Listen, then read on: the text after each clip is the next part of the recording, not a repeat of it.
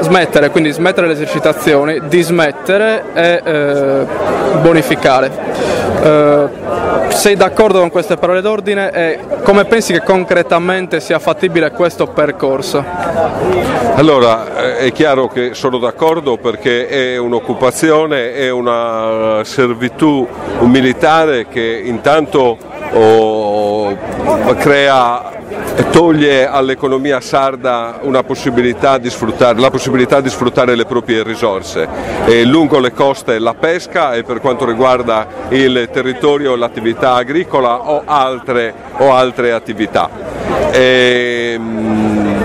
Abbiamo appurato, c'è un procedimento penale pendente per quanto riguarda il poligono di Quirra, c'è stato un rinvio a giudizio di tutti i comandanti che si sono susseguiti dal 2002 a oggi e questo rinvio a giudizio porterà il 23 settembre inizia il dibattimento. Riusciremo sicuramente a dimostrare che l'occupazione militare, quindi il poligono, non solo ha creato un danno all'economia ma ha creato un danno alla salute, motivo per cui c'è il procedimento in corso e motivo per cui sono stati rinviati a giudizio i comandanti, ribadisco che si sono susseguiti. Responsabile civile il Ministero della Difesa e lo Stato attraverso il Presidente del Consiglio dei Ministri.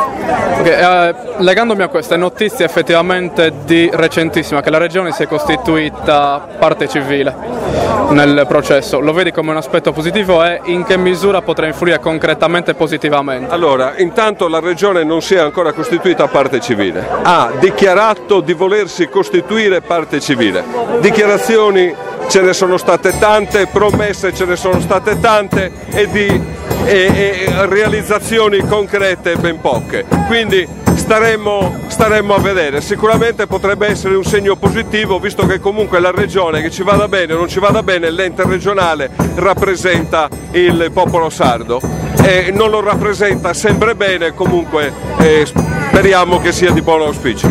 Ok, ultima domanda, oltre alla questione giustamente dell'occupazione militare della Sardegna, pensi che ci sia anche una questione morale che giustamente spinge a essere qui oggi, ovvero il fatto che dalla Sardegna si preparino di fatto poi le guerre che vanno a essere poi le guerre reali per esempio in Palestina e in altri scenari?